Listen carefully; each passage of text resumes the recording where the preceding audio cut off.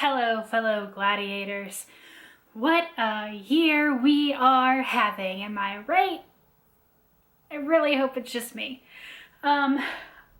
This beginning of 2023 has been very rough on me. I am now up to four dental procedures / surgeries and 3 instances of incredible infections, and it's not been great to handle that on top of the culmination of a year-long project for my PhD, which is like really big and huge, plus all of my other classes, because in the fall that's supposed to be my last semester of coursework. So a lot of things to finish and get ready for and handle health-wise, and I have not really been enjoying it all of that much. So what I wanted to do today for this video was talk about things that give me joy, because even though this has been a really painful and stressful beginning of 2023, it is almost halfway through-ish, but I post on a quarterly schedule, so for my participation, it's about halfway through my reading year, and I wanted to share basically my top 3 history books and my top 3 romance books of 2023 so far, because hopefully that's a book for a little bit of everybody, but also just talking about good reviews, good books, things that gave me joy, and things in the beginning of 2023 that have just helped take me and my mood up a little bit rather than bring me down. So I'm going to start with the nonfiction books, and they're all a little bit different. This has been a really good year for me reading some nonfiction history stuff that is a little bit outside what I normally do and having really good results. And so one of those is technically a memoir, and it's called Dinners with Ruth, a memoir on the power of friendships by Nina Totenberg.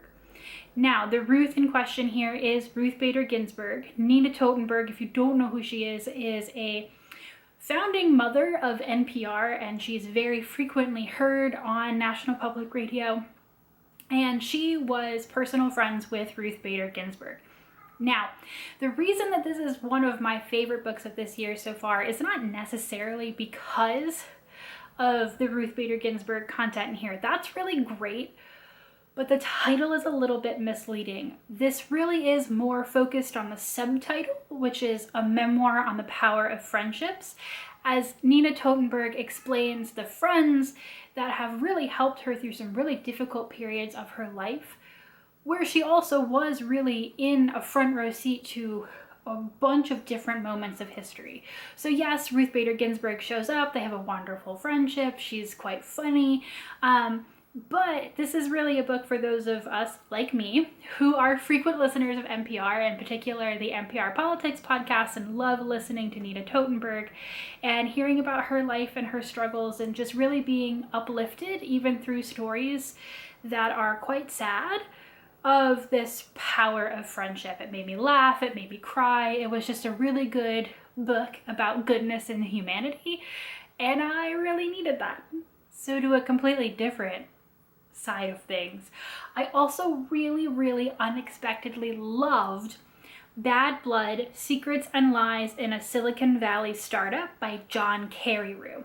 Now, I don't know anything about Silicon Valley, and I basically just know like news headline stuff, right? Like Apple is really rich, and Facebook, and they do things in Silicon Valley, right? Well, last year actually, I got really obsessed with the Theranos scandal and the story of Elizabeth Holmes. And if you don't know much about that, I'll try to give you like really quickly. Elizabeth Holmes dropped out of Stanford at the age of 19 and started a biomedical company, which eventually evolved into Theranos, and their product was to make at-home blood testing kits that could save you the time, the money, and the energy of having to go to a doctor's to get your blood work done and take, your health back into your own hands. She was given all of this money. She had an incredibly affluent board of directors. She was considered the next Steve Jobs. then it all came crashing down. She was arrested for fraud. She is now either about to go or in jail. So this is a crazy story, and what I did is I actually did one of my books to documentary reviews on this, because I not only read this book, but I also watched one of the major documentaries on this by Alex Gibney, which is currently available on HBO Max? Whatever that's called now. Anyway, you can check out the review for more on that. But the thing about the book in particular was I don't know anything about this, right? I don't know anything about Silicon Valley. I don't know how like startup money works. And I certainly don't know anything about like biomedical medicine, technology, all that kind of stuff. And so I really thought kind of getting into this that the book might be bogged down with a lot of details or nitty-gritty stuff that I just wouldn't really understand.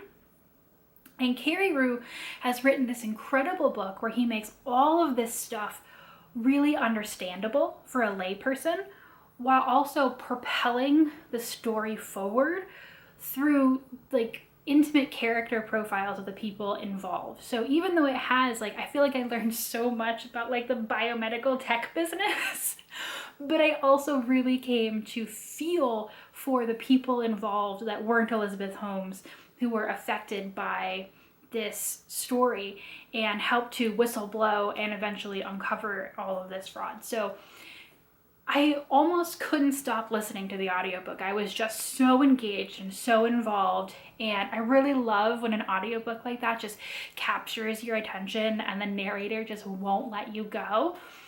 And it was totally out of my wheelhouse. So if you were just looking for a really well-written and engaging book and you're not sure if this would be something you'd be interested in, give it a chance. It's really well done. Or go watch the documentary. You can check that out also in that combined review I did. So I just finished this one not too long ago, but I have got to talk about it, and that is the latest Brad Meltzer and Josh Mentz secret plot book. This is the third in like a series that they're doing, and this one is The Nazi Conspiracy, the secret plot to kill Roosevelt, Stalin, and Churchill. Now, while this is nonfiction, it is the soapiest nonfiction I have ever read. I've read all three of these. There's one about the secret plot to kill George Washington, one about the secret plot to kill Abraham Lincoln, the one that doesn't work, and now this one about killing the big three at one of their major conferences. And I love these, first of all, because they illuminate these small moments in history, or what you might consider small, that are rarely ever talked about, if ever, because these are plots that don't work, right? They don't kill them here.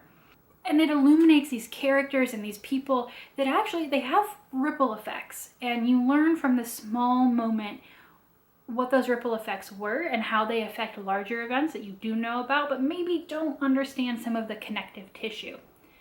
Second of all, they are written so dramatically and so soapy and like telenovela that there are definitely times during these books that for a brief moment I'm like, oh my goodness, are they going to succeed? Are they actually going to kill, in this case, FDR, Stalin, and Churchill?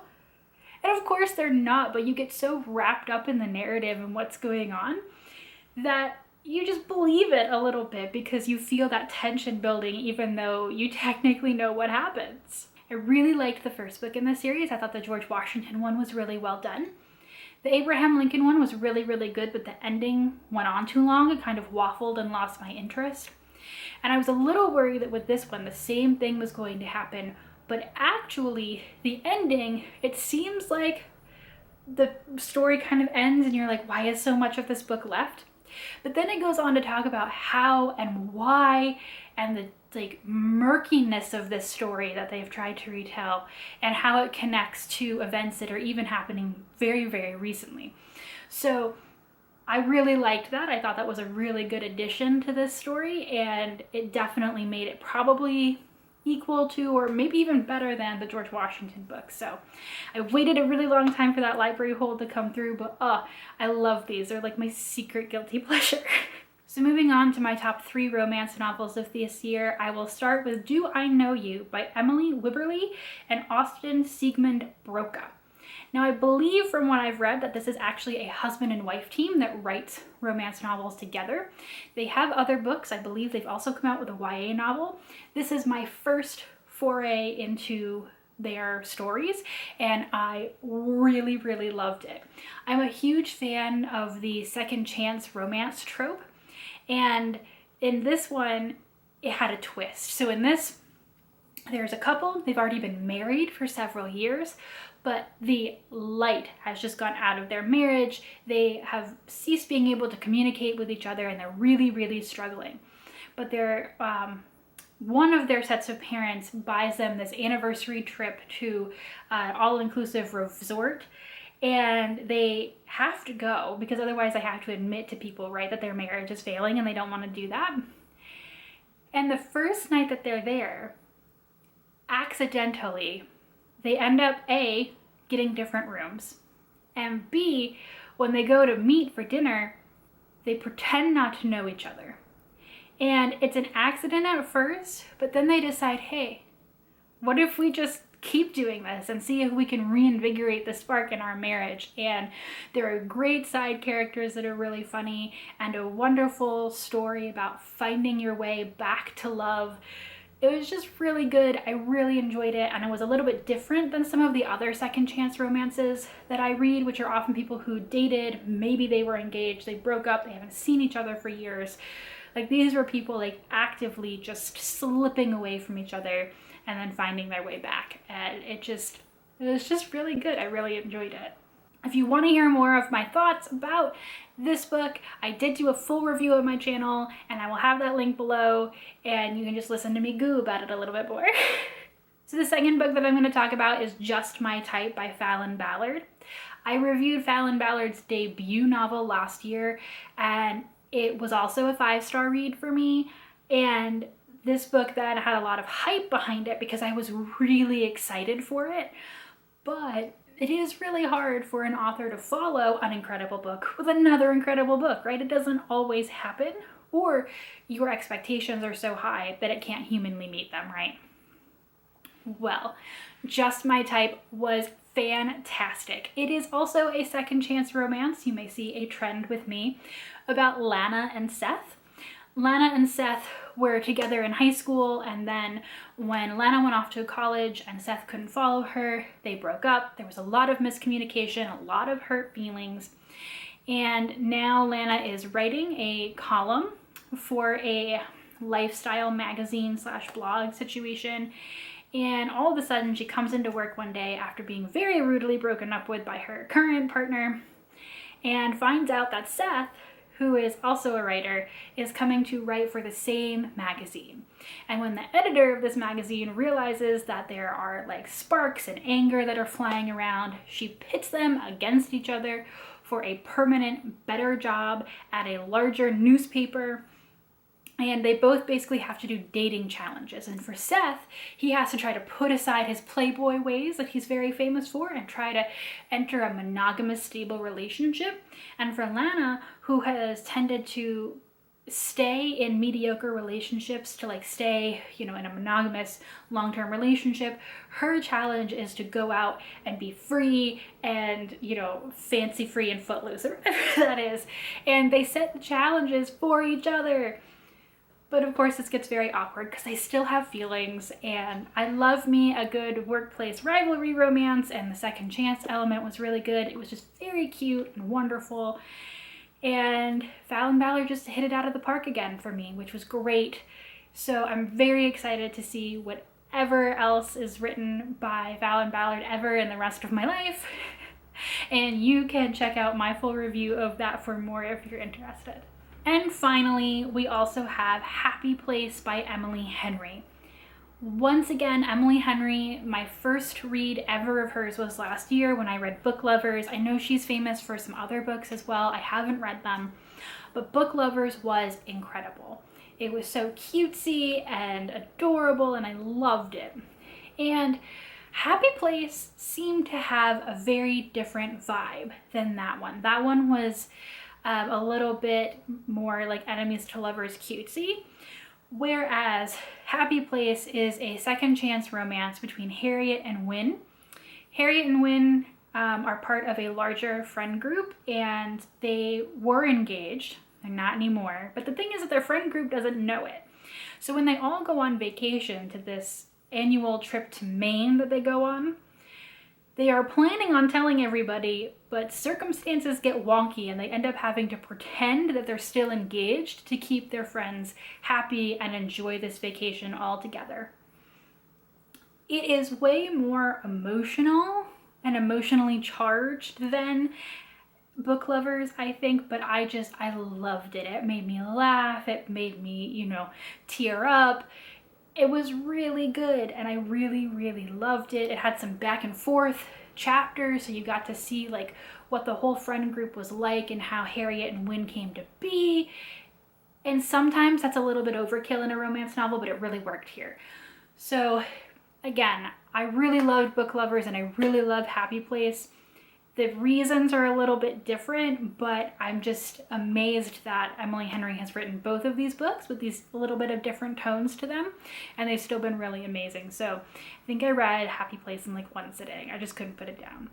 So I did do a full review of that where I talk a little bit more if you want to see that, but it really was my happy place. So if you are a reader of history or romance, hopefully there is something in here that will also give you joy. All I want to do now is just recover from everything that has happened, all of the stress and the trauma, and finish out this semester and do some more reading, but just needs more joy. So hopefully I've helped put a little bit more of that in your life with some of these recommendations, or whatever it is you choose to read. I just hope that it makes you happy, because there are too many books out there to spend time reading a bad book. That's my opinion. So read good books, read all the books, and have fun. I'll see you guys next time. Bye!